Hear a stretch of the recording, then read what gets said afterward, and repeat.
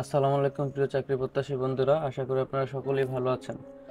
আজকে আমরা দেখতে পাচ্ছি যে গণপ্রজাতন্ত্রী বাংলাদেশ সরকারের অধীনে সিভিল সার্জন কার্যালয় চাঁদপুর একটি নতুন নিয়োগ বিজ্ঞপ্তি প্রকাশ করেছে। বিজ্ঞপ্তিটি প্রকাশিত হয়েছে 27শে মার্চ 2024। তো এখানে আমরা দেখতে পাচ্ছি যে এখানে 5টি ক্যাটাগরিতে নিয়োগ বিজ্ঞপ্তিটি প্রকাশিত হয়েছে। এখানে পদসংখ্যা রয়েছে 210টি। এখানে এখানে জেএসসি, এসএসসি, এইচএসসি এবং স্নাতক পাশে আবেদন করা যাবে। যদি আমরা এই পদের সংখ্যা থেকে যে 1 নম্বরে পরিসংখ্যানবিদ, পদসংখ্যা রয়েছে 5টি।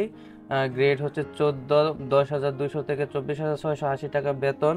ন্যূনতম শিক্ষাগত যোগ্যতা হচ্ছে কোনো স্বীকৃত বিশ্ববিদ্যালয়তে পরিসংখ্যান, গণিত অথবা অর্থনীতি বিষয়ে স্নাতক বা সমমানের ডিগ্রি থাকতে হবে এবং কম্পিউটার চালনায় দক্ষতা থাকতে হবে। তারপর হচ্ছে অফিস সহকারী কাম কম্পিউটার মুদ্রাক্ষরিক 2টি। পদসংখ্যা রয়েছে 2টি। গ্রেড হচ্ছে 16।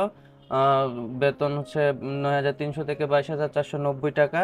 আর ন্যূনতম শিক্ষাগত যোগ্যতা হচ্ছে কোনো স্বীকৃত ব্যুরোতে ন্যূনতম দ্বিতীয় বিভাগ বা সমানের জিপিএতে উচ্চ মাধ্যমিক বা সমমানের পরীক্ষায় উত্তীর্ণ, কম্পিউটার চালনায় দক্ষতা থাকতে হবে এবং টাইপিংয়ে বাংলায় প্রতি মিনিটে সর্বনিম্ন 20 শব্দ এবং ইংরেজিতে 20 শব্দ থাকতে হবে। 3 নম্বরে রয়েছে ডাটা এন্ট্রি অপারেটর, পদসংখ্যা 1টি, গ্রেড 16।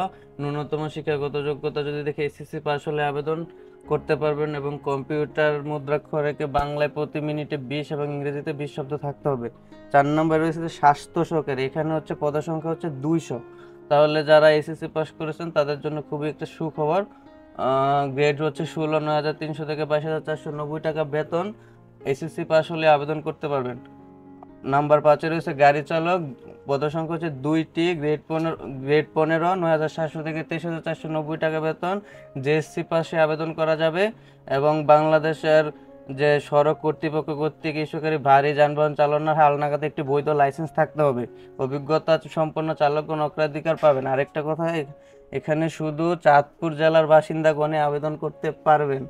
এখানে যদি আমরা আবেদনের শর্তাবলী দেখি তাহলে প্রার্থীদের অবশ্যই cs.চাঁদপুর.টেলিটক.com.bd এই ওয়েবসাইটের মাধ্যমে অনলাইনে আবেদন করতে হবে। অনলাইন ব্যতীত কোনো আবেদন গ্রহণযোগ্য হবে না। আর আপনারা কিন্তু আবেদনটি কিন্তু শুরু হয়েছে 2 এপ্রিল থেকে 22 এপ্রিল পর্যন্ত আপনারা আবেদন করতে পারবেন। ধন্যবাদ সকলকে, ভালো থাকবেন।